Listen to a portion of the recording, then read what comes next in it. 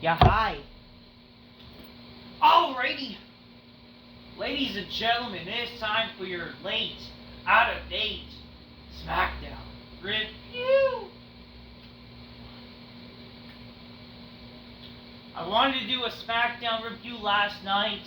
I wanted to do it especially after the show ended. Sadly. So here's the thing. I thought the show was going to start like 3, but then it started at 4. And after that, I had stuff to do, like after 7. But so I basically had no time. I was like, okay, maybe I'll review the show the night of, but I was tired. But here's the thing. I tried watching the show live, right? Very boring.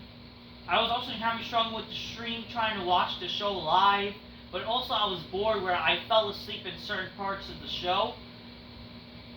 So I was like thinking, you know what, I'll probably review with spoilers, you know, things I missed, I'll just like, because I don't care, I catch up muscle lorry, the big things that happen. But I ended up actually, while I was also doing other things, I did watch the show live. Not live, I watched the show when they showed again on the actual timing. But man, even seeing the show like what they broadcast here in the States, like it was the same show obviously, but man was it boring. You know what I mean? Like not much to really care. You know? It just like who the fuck really cares? The show was very boring. Okay, I don't know what to tell you. The show was just boring. This does not feel like WrestleMania season. This show was just like a fucking concert, for God's sakes. Like, this show, basically, they went full-on concert mode.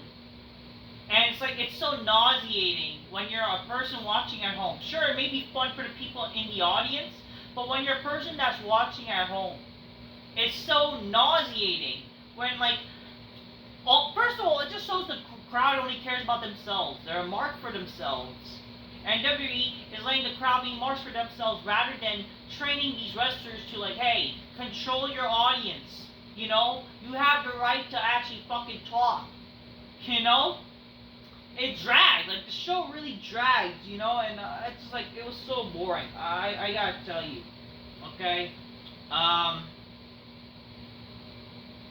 So yeah, the show was very boring. Part of it is because of the UK crowd, let's be honest here. I don't care if they're passionate. I don't care. You're freaking annoying. You're a bunch of marks. You're like, oh, you know, oh, Cody Rose. You're saying, like, you know, like, you're saying fucking gayness. God, shut up. Freaking A. Let the wrestlers fucking act you. I don't know, man. So the show really dragged. The show was just a concert, basically.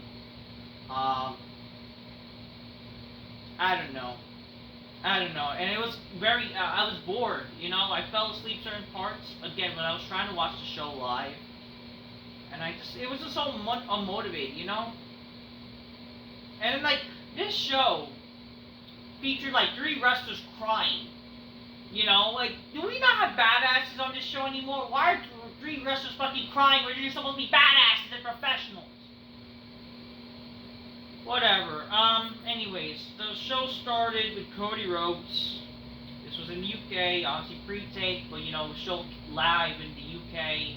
If you had, you know, if you're outside the US, you're able to see the show live. I had to see the show online. I don't know about VPN. I don't really know how to use a VPN to watch it on Netflix, VPN stuff, whatever.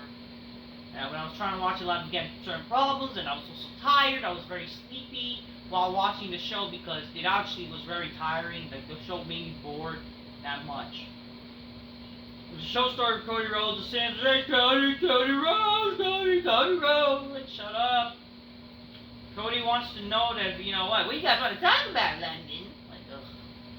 You know, and he looks at the WrestleMania signs and I'll be facing John Cena WrestleMania as he goes to try to break the record, number 17. With WrestleMania a few nights, well, a few weeks, you should have said, but whatever. He'll be standing in the ring with he said in a few nights he'll be standing with John Cena in the city of the arena. Basically, okay, have you not been standing in the same face to face with Cena for the past 2 weeks? And you're gonna face him again for what's gonna his shit where he's gonna crap on the fans and like, oh, I'm the WWE champion and I won't let you wait 17. Like, motherfucker, shut up. What's so different about this third time that you guys are face to face each other? Like, holy shit. Or it comes out and his music is sang by the fans. Oh, you talk to me. Talk to me. Like, shut up. Randy says, I'm not the sentimental type, but we're in London, so screw it. I look at you and where you came from. I remember, in your early 20s, breaking this business and breaking your ass harder than anyone else. I want to say that,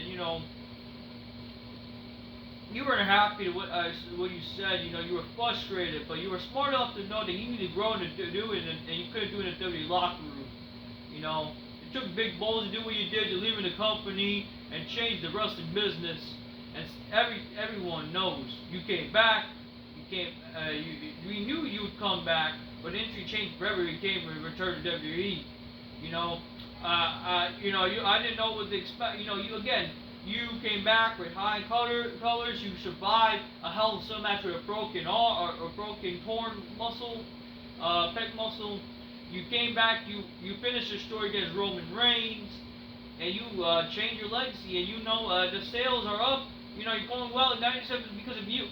Okay, listen. The fact that Randy Orton's like gaslit, it's like fucking praising Cody Rhodes as like giving this much fucking praise to Cody. It's fucking an insult to my intelligence.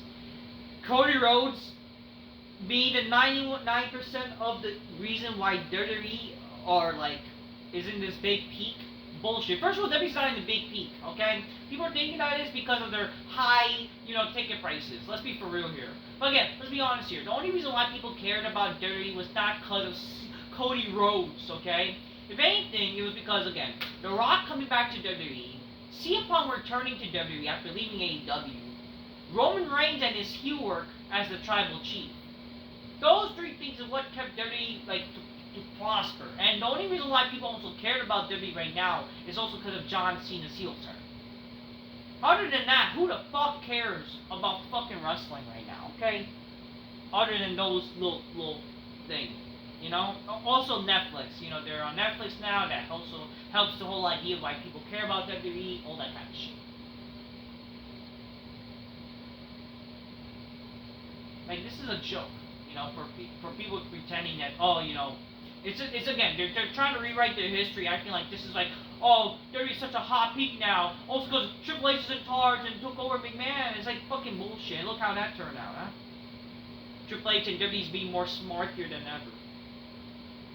Ray says, I respect you, I love you, man, you're like a brother. It's time for WrestleMania, week 13, like, I'm gonna kick Owens so hard in his head that he can feel it already. I cannot wait to remove him off my shoulders, and you to survive, kicking John Cena down to strike, just like Cena coming out to 17. I want to be coming out to 15. So he's challenging for the WWE Championship in the future. Randy says, I won't kick you in the balls like a coward. I will keep his face, and I'm coming for that title. And then McIntyre comes out. Isn't it awful? A few nepo babies in the middle of the ring. It makes me sick. If Cody, you got past Cena, I'm coming after your title. What have you done to justify becoming a champion, Randy? You were gone for months, and you came back. If anything, my title reign was, my short title reign was more impactful than your return. People talk about that more. Cody, you should have listened to me about John Cena. He kicked you in the twig and bellies. You didn't listen. You should be facing the only UK World Champion, and you face instead of me. But I was stoked because of a makeup wearing Devil Undertaker, Damian Priest. Drew then says it won't be Randy becoming the champion, or if you get past Cena, Cody, it'll be me. Randy asked Drew to cut the BS, and then Drew says, everyone may have a point, the voices you're talking to. You look great and jacked, but on the outside, on the inside, you're hurt. Your back is braced, and now you're hanging together by a thread. Then Cody gives him an uppercut. Randy goes with RKO, but Drew escapes, and that leads to, yeah, basically some shit later on the show. This segment was whatever. This was just a regular segment just to do, it just whatever. Get it? McIntyre got popped because he was the UK champ here in the WWE. He was one of the UK champions, and whatever. Again, I don't have. What I'm hoping, obviously, is Cena winning 17, and he'll face maybe Orton at Backlash, and Backlash is in Missouri this year, so I think that makes some sense. Why not? So, I don't know. That's basically what I could gather. And Owens versus Orton needs to be no DQ, that's for damn sure. First match, the Street Profits beats the Pretty Deadly. The Smarts were going crazy over Pretty Deadly because getting the UK people, even though they're, I guess, because also they're faggots, so that's why they're like them. Again, the Street Profits, their theme song is retarded. The fact that they be changing their theme, like every wrestler's theme song is retarded. Who cares? Anyways, they retain the tag titles. We then see Zelina Vega. She talks to the whoop whoop whoop whoop whoop whoop. We got to the whoop whoop bitches, and they're like, oh, it's Jessie Green. She shouldn't have won that shot. If it wasn't for us, they're like, she wouldn't have done anything. And then like what? Zelina Vega's like, oh, I may be a small girl, but I know I'm a big problem. And then like, alright, let's hand our business tonight in a tag match. After she's confronted by like Chelsea Green Secret Service, what kind of name is that? But whatever. I don't mind this idea though, like her having her little henchmen people, which kind of works, but the name needs some work. Anyways, the second match. Oh yeah, before this match, I want to talk about this. So apparently WWE are doing Hall of Fame inductees for matches now. They're doing this because of the Hall of Fame. They include historical moments, and one of the historical moments in WWE is Stone Cold versus Bret Hart at WrestleMania 13. Honestly, I don't hate it. I mean, do I think it's a bit weird? Yeah, but like in the end of the day, I'm not complaining because I do like the idea of a match like that impactful match that happens. One of the greatest matches and the greatest moments in wrestling history, getting dunked in the Hall of Fame. I mean, why not? Okay, I guess that's a way to like get people inducted in the Hall of Fame to be remembered. So that's kind of cool. So I guess like, hey, if you want to do something like that, like fine, I have no problem them doing that. So I'm not complaining. I think that's a cool idea, highlighting something. Because really, like, what kind of like, to make the Hall of Fame exciting, right? Maybe you should do something like that. But also kind of makes you think like you don't see like, other sports does this except UFC. But again, WWE want to try to be like UFC, so that's the problem. But whatever, it is what it is. I mean, hey, it is what it is. Let them do what they want to do. I think that's a cool idea. Bret Hart versus Stone Cold is one of the most impactful moments in wrestling history. Probably one of the greatest matches in wrestling history. Definitely one of the best WrestleMania matches in wrestling history. And it's definitely fucking fantastic. With WWE doing their top like 50 WrestleMania matches list, or top 40, I don't know. That should definitely be like maybe number 1, or at least top 5. By the way, WWE's doing a fucking list, and it's kind of retarded if we be honest with ourselves. I should definitely talk about another list that WWE did, and it's fucking retarded, but maybe in the future. Like the fact that they had the top heel of all time is John Cena is fucking retarded. You know what I mean, folks?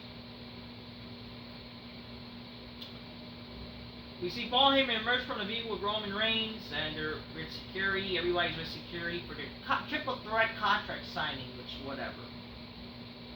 Second match, Hypernim and Alba Fire defeats, aka her Secret Hermes.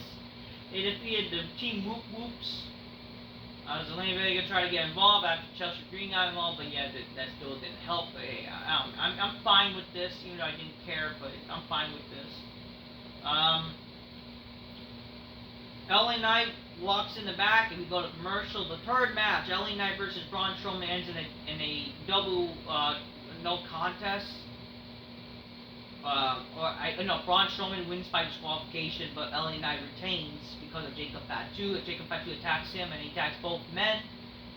The match was whatever, didn't really care, but I'm glad that the match ended short because of Jacob Fatu was impactful. He attacked both men, and then Jacob Fatu did 2 moonsaults to Braun Strowman. We then see backstage, we see Jacob Fatu confronted by Solo and Tamatunga. I came out here, I did because I did what I want to, and I'm gonna bring the US back to the family whether you with you or not. Because he's kind of angry at what happened with them. And he says, I'm going to be the last man standing against Strowman. Which kind of tease a future last man standing match with Strowman. I think that would be a good match for WrestleMania, in all honesty. And then they could do something else for the US title match. Maybe have, I don't know, LA Knight versus some other people. I mean, that's what I would do.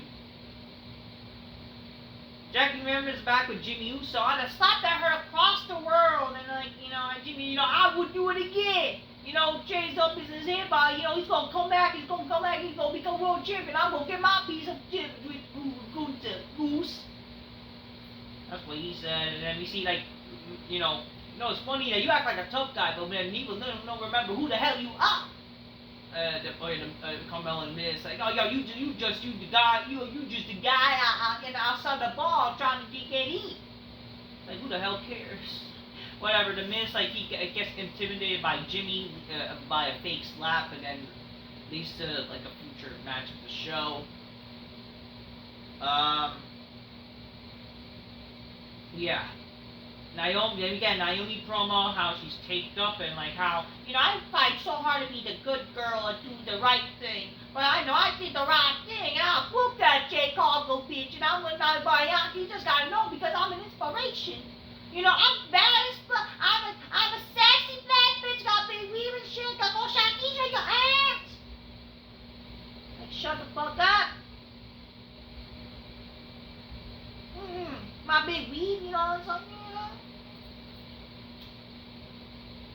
We then see my chin, your chin, whatever, her and B-Fab, they confront Jade Cargill. Jade Cargill's like, I'm going at Naomi's offside.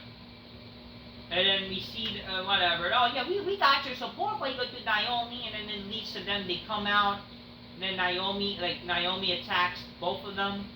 Then we see Jade Cargill goes to chase Naomi, but then she doesn't even stop. She literally stops after Naomi goes across the barricade. Why are you... I thought it's all sights. You're gonna go chase after Naomi, but yet you stop when she goes to the barricade? What the fuck's wrong with you? You had a chance to keep on, I thought you were that angry against freaking Naomi, and you're stopping? What the fuck are we doing? Whatever. Jade Cargill has getting her revenge, basically. And then we see Charlotte comes out and leads to a beaten Kurt Meechin versus Charlotte Flair. Charlotte Flair wins this match and no one cares. Then Tiffany Stratton says, Charlotte thinks she looks at herself and won't let Rookie get in a word in. She won't she says she doesn't let anything do. She'll do anything to not lose at WrestleMania. She won't let Rookie beat her. But here's the thing: if a 25 Rookie beats her, what does that do?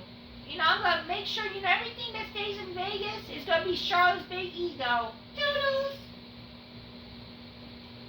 Tiffany Stratton had a good promo, whatever. She's hot. Also looks fucking hot. Fighting the big black couch, oh shit, indeed.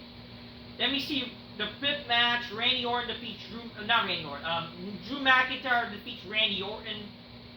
This match was a simple match. It was kind of weak on Orton's part for losing so quickly, and he lost to one claimer because a little distraction from Kevin Owens, whatever. Then we see Owens. He was about to put Owens onto the table, but then Orton basically got out of it and trips Owens, and Owens retreated, which is fine, whatever. Then we see Jimmy Uso defeats The Miz. Who the fuck has seen it coming? Who the hell cares about a Miz match in 2025? And we see Drew McIntyre leaves. So I go to, I don't care what anybody, I don't care what other people's business. And you know, it's funny that Priest didn't have the balls to confront me after I called them out. So I'll see you all next time. And then we see Damien Priest goes to attack Drew McIntyre after get it, he's there. You know, he's there after like waiting for Drew. They're like fighting each other, and then eventually we see Damien Priest puts Drew McIntyre through the car shield of the car. And what's funny is that CM Punk walks by and like, it's like a reference to AEW, like, it's real class. You know what I mean? I mean, that's fine. You know, that's a fine segment, whatever.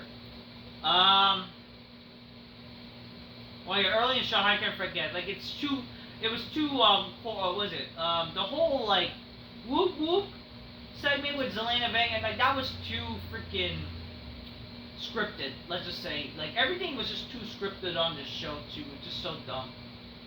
The main event segment. Roman Reigns comes out. The fans chanting, Roman Reigns, Roman Reigns. They're singing the Roman Reigns song. And like, I came out here to be acknowledged. And then I'm here to sign a contract. Acknowledge me. I love this. I love you guys. And then Rollins comes out, hey, we had set history here. We could have finished what we started. 12 years ago, we came in here and took over. We did 12 years ago, we took over. We were here in this arena. We even took down The Undertaker 12 years ago. And, we accomplished our mission. And then, like, Roman's like, what mission? You mean my mission? I'm in a better place than you found it. I brought this company back. This is $1 billion deal. You just going on doing nothing. And I'm like, your mindset's not just about, about CM Punk. Our mindset is that we should be stopping this. You had a chance to beat up CM Punk and take him out back in War Games, but you didn't. Whatever, they sign a contract. CM Punk comes out and says, I came out here to chew bubblegum and sign a contract, but I'm all out of bubblegum. And then like, Paul Heyman says, like, it's all there. It's all there, and then like, Roman's like, you're just going to scroll through the contract. You're not going to read what's in the contract. And like, this all leads to, like, Paul Heyman, he gets a mic. It says, it's all there. Oh, Punk is all there. You're going to get what you wanted. You're going to main event WrestleMania. You're closing the show. You are officially a main eventer. I'm proud of you. I love you. Like, it's like, why? It's so sus, And it's like, and then it's like Roman Reigns just like happily letting it happen. I thought they have problems. What the fuck? I thought it's all problem. Roman Reigns he's not gonna let any whatever. Anyway, so CM Punk officially gets his main event for WrestleMania. So much for main event Jey Uso with his fucking stupid Rumble win. And just he's not even main event, not even a Rumble win or anything. Like, I mean, not that I give a fuck, let's be honest here. A Royal Rumble win does not guarantee you a main event match. It has been a case for like so many years anyways. But like, seriously, the whole talk of main event Jey Uso, and he's not even main event. Like, what does that tell you? I mean, I'm not surprised, not that I really care. Roman Reigns, like, see, the job was cheap, he gets things done. He's like all happy acting all baby facious, and it was like weird corny baby facious in a weird sense. Oh yeah, we see Punk was about to cry or whatever. Oh yeah, Cody was about to cry too when he got emotional with Orton. With their stupid promos. Punk got emotional because like, you're gonna be the main event, and like, and then like Roman says, see, I'm the only, See, the Roman gets done, and then Punk's like, and then Punk's like, thank you Chicago, thank you a lot of UK, thank you WWE, thank you to everyone spent same for 10 plus years, thank you all. And then like Roman's like, oh, hey, whoa, hold on, man, the only man should be changing is me, the tribal chief, you should be thanking me. And Roman says like, I acknowledge you, I thank you, and you're gonna get me to face at WrestleMania, but that's not the favor that I asked for, Paul. So get it, a little cliffhanger, which they kind of were rushing on timing, by the way. So that was our little cliffhanger, whatever. That's not the thing that Punk asked for, which is okay. So what is the favor then? You know what I mean? Which whatever.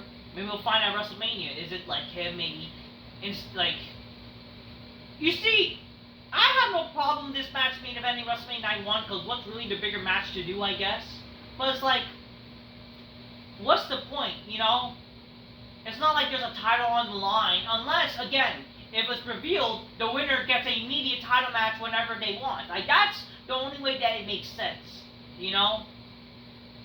The only way I feel like it would make sense for Punk's little favor is that, like, you see, no matter what, when this triple match happens, CM Punk, with that little favor, he has that little favor where he gets to have his title shot whenever he wants, and that favor would be him facing the winner at at WrestleMania, like basically the main event. Like, the favor would be that, like, let's say Cena wins the WWE title at WrestleMania, right?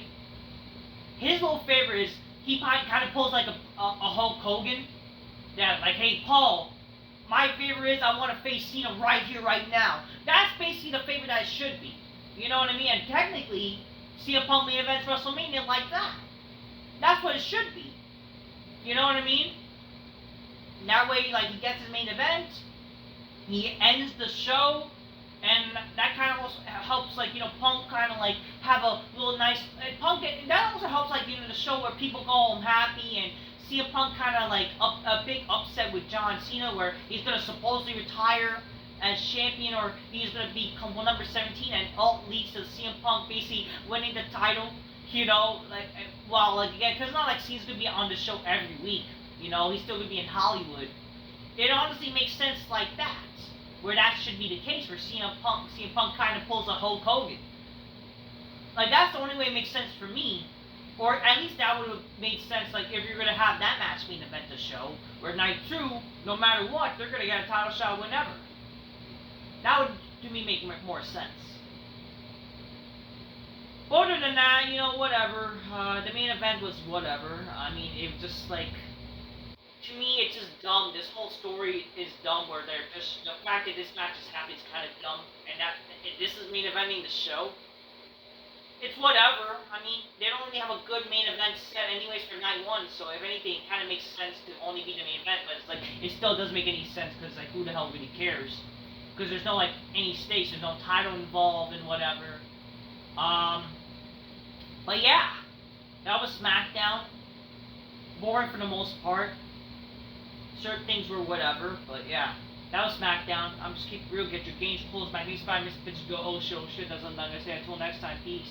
Yeah, bye.